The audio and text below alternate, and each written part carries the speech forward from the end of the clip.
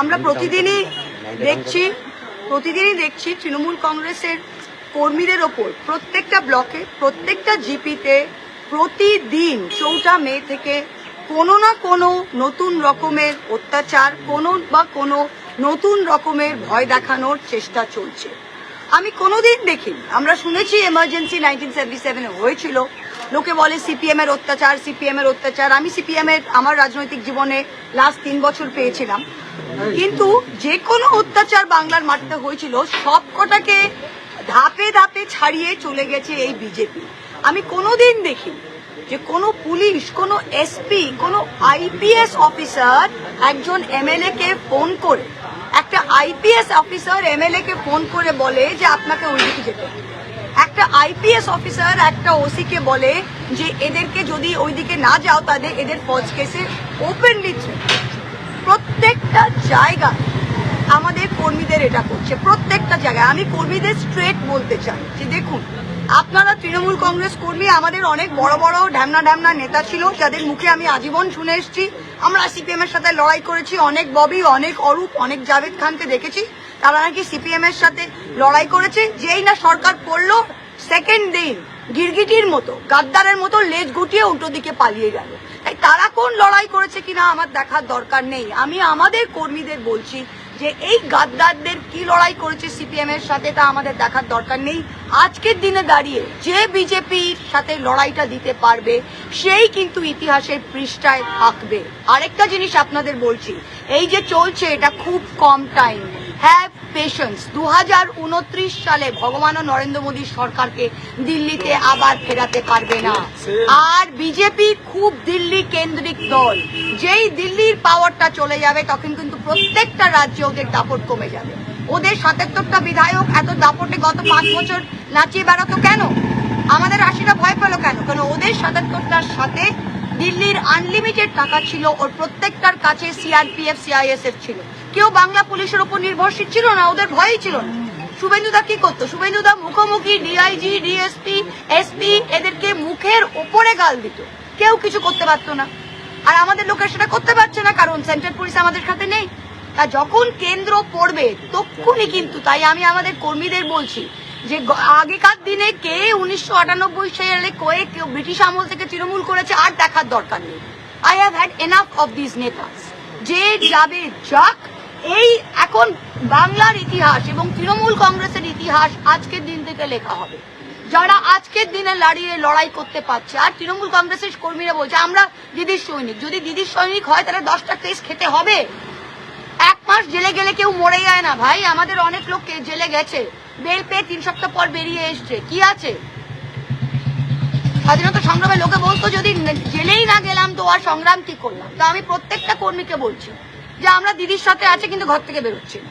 ভাই দিদির সাথে আছেন তো ঘর থেকে না বেরোতে হবে না। আমরা তো দিদির সাথে আছি, আমি তো ঘর থেকে বেরোচ্ছি। আমি তো এমএলএ থাকতেও পুলিশ নিইনি, এমপি থাকতেও পুলিশ নিইনি, আজ অব্দি থাকতে পুলিশ নিইনি। কি করবে এটা কি?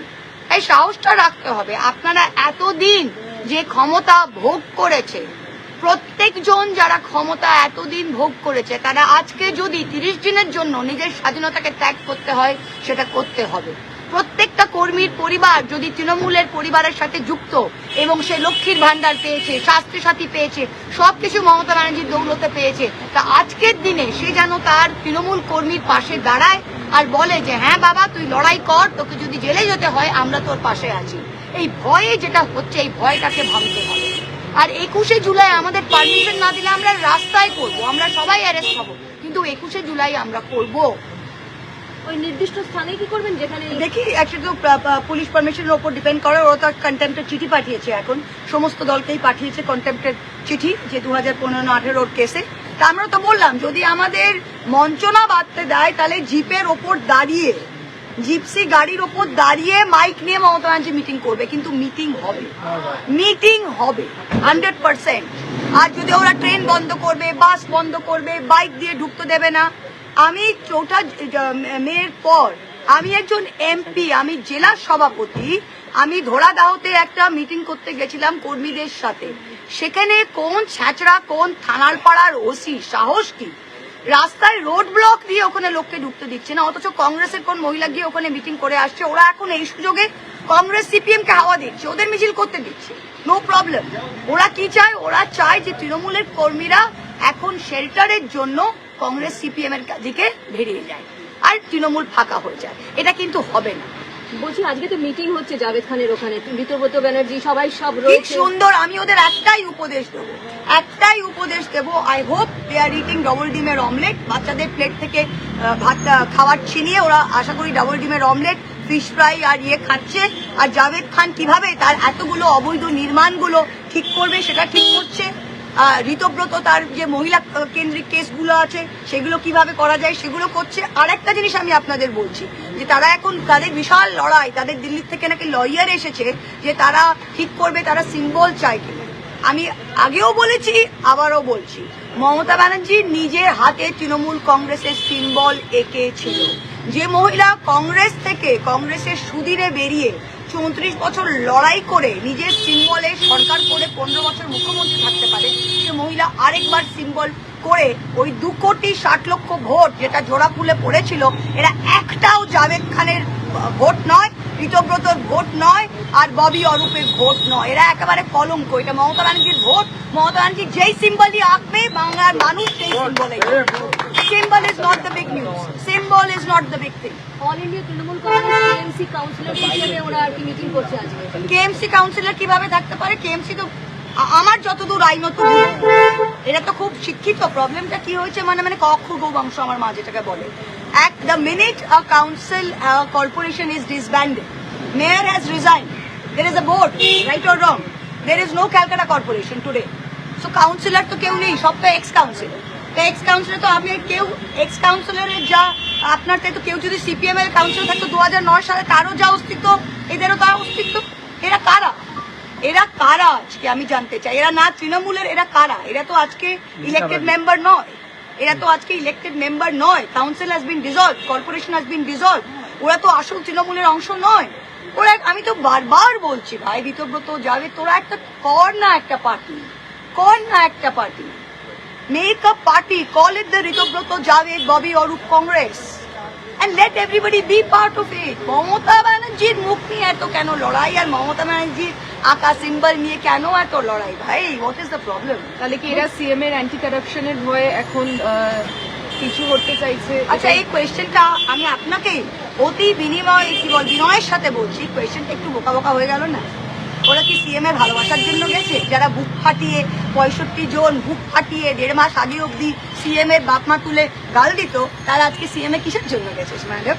কিসের জন্য গেছে? ববি অরূপ কিসের জন্য গেছে? যখন হয়েছে ফিরহাদ হাকিমের নামে, তাহলে আপনারা কি তাহলে পুরনো কোনো দস্তাবেজ দলিল আপনাদের কাছে যদি থাকে সেগুলো পেশ করবেন? আমরা কিসের জন্য পেশ করবো? তো শুভেন্দু দা তো এখন মুখ্যমন্ত্রী হয়েছে, এমন কোন পুলিশ তো উনার হাতে, পুলিশ তো শুভেন্দুদার হাতে, তো শুভেন্দুদার হাতে পুলিশ, শুভেন্দুদার হাতে কর্পোরেশন। শুভেন্দুদা নিজে বলেছে যে আমি সব চোরকে যত দ্বীপ গর্তেই হোক না কেন আমি খুঁজে বার করবো, তো আশা করি তিনি খুঁজে বার করবেন।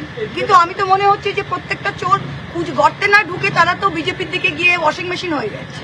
আর আরেকটা জিনিস বলছি, এইটা সিস্টেমটা দেখুন, বিজেপি এমপিদেরও আর এমএলএদেরও তারা কি করলো, এত বুকের পাটা থাকলে তো নিজে নিয়ে নাও না, কিন্তু বিজেপির কর্মীরাও বলছে এদের আমরা ছোব না। বিজেপির কর্মীরাও বলছে ভাই এদের আমরা নেবো কেন, আমাদের তো তৃণমূলীকরণ আমরা করতে দেবো না। তো ওরা কি করেছে? ওরা একটা বিটিং তৈরি করেছে, বিটিং, না তৃণমূলে না বিজেপি। এরা এখন কোথায় আছে সেটা বোঝা যাচ্ছে। কুণাল ঘোষ বলেছেন বিকেল 5টার মধ্যে অ্যারেস্ট করতে হবে। সে কুণালদা ভেতরে আছে, সেটা উত্তর উনি দেবেন। অরূপ রায় বলেছেন আমার নেত্রী এখনো মমতা বন্দ্যোপাধ্যায়। ও মা, তাহলে টুপিটা খুলুন অরূপ দা, টুপিটা খুলুন and smell the coffee.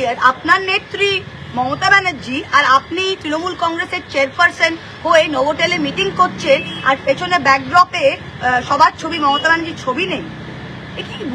মানে কি বলবো এদের? আমার তো, আমি কিছু ভুলভাল বলে দেবো, তারপর আবার ডেফামেশন হয়ে গেল। আজকে কি বললেন?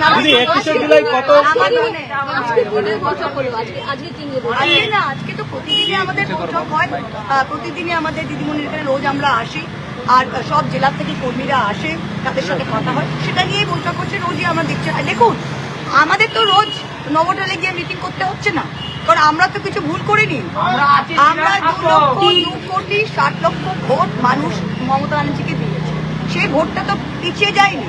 এই 65 জনের একজন তার নিজের বউটাকে ভোট দিয়েছে কিনা আমার ডাউট আছে।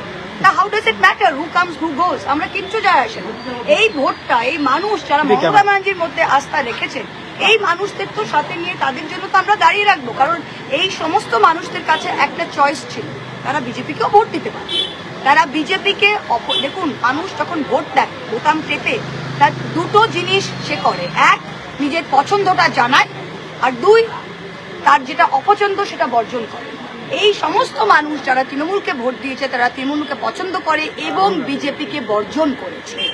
তারা নিশ্চয়ই রাতারাতি আমাদের এই কয়েকটা চোরচোরটা কাউন্সিলর আর এমপি এমএলএ চলে গেলেও বাকিরা কিছু করবে না। ঠিক আছে দিদি, 21শে জুলাই যে মঞ্চ বেঁধে আপনারা যে রাস্তার উপরে 21শে জুলাই করবেন, না বাংলাটা করে দিচ্ছি, 21শে জুলাই মঞ্চ বেঁধে আশা করছেন কত সংখ্যক, আমি জানি না কত কর্মী একসঙ্গে জড়ো করতে পারবে? পারমিশন ই জানি না, ওই স্থানে করতে পারবো কিনা তাও জানি না। দেখতে দেখতে যাও, এখন তো আমাদের পারমিশন ওখানে আছে কিনা তাও নেই, তো পারমিশন হলে তারপর দেখা যাবে।